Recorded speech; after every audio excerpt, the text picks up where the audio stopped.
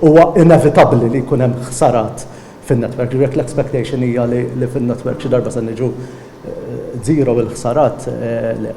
Hekk sostna il-kap eżekuttiv ta' Eni Malta Jason Vella f'konferenza tal-aħbarijiet l-għada illi diversi persuni esperjenzaw tuħ fil-provvista tal-elettriku fejn uħut dammu saħansitra ma' 16 sija sabiex jerġa' jiġihom id-dawl.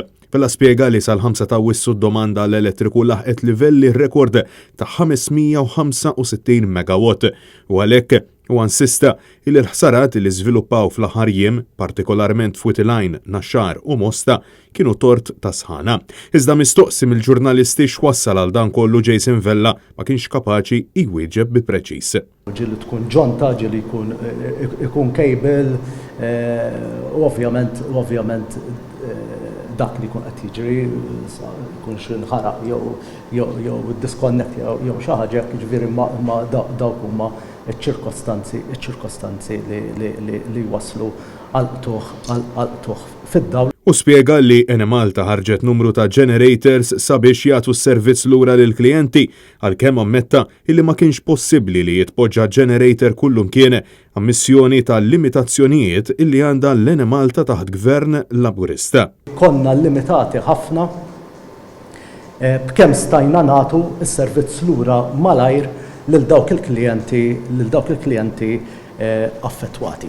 Jason Vella ta' x'jifhem illi Eni Malta ma kienx preparata biżżejjed għal mewġa ta' sħana u meta kien mistoqsi x'kien jiġri kieku dan is-sajf it-turiżmu kien qabad ġmielu ma kienx kapaċi jwieġeb. Naħseb wieħed dawwa argument pjuttost tekniku. Filwaqt li spjega li l-akbar ammont ta' ħsarat żviluppaw f'żoni residenzjali meta kien mistoqsi minn Net News jekk hux ser jingħata kumpens lil persuni affettwati għall-ammont ta' ħsarat fl-appliances kif ukoll fikel mormi mill-freezers, Jason Vella saħaq illi min iħoss li ġarrab xi ħsarat riżultat tad-dawl jista' jagħmel claim. Imma imkien ma qal li jista' jintalab kompensa l-inkonvenjent li ġarbu in-numru kbir ta' familji u negozji. Bil-Partit Nazzjonalista jgħid li dan il-kumpens għandu jkun ikkonsidrat immedjatament. Fl-isfond tad-dikjarazzjonijiet li għamlet il-Ministru Miriam Dalli li l-Eni Malta jeħtieġ tfassal pjan u toffri soluzzjoni, Jason Vella insista illi diġà kien hemm pjan iżda ammetta illi nkixfu n-nuqqasijiet u insista illi ma jistgħux joqogħdu jsiru xogħlijiet kullimkien biex jiċċekkjaw is-sistema. Pjan ta' rinforzar fir-realtà tan-netwerk huwa wieħed li jeżisti imma ċirkostanzi bħal daw jikxfulek żoni li forsi ma jkunux daqstant ċari. Naħseb ħadd ma se jistenna li noħorġu hemm barra ħafru t-toroq biex noqogħdu niċċekkjaw ġonta. Intant, filwaqt li l-Eni Malta saħqet li għamlet dak kollu possibbli, il-kumpanija skużat ruħha mal-klijenti tagħha.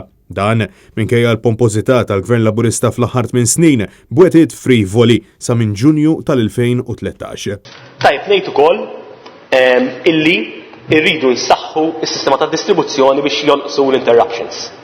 Se jibqa' jkollna ċertu power interruptions għal din is-sena, mod partikolari meta jkun il-peak ikun ħaj minħabba ċertu investiment li hemm bżonn isir, però fis-snin li ġejjin permezz ta' investiment fis-settur ta' distribuzzjoni dawn l-interruptions il-qtuħ ta' dawl jonqos.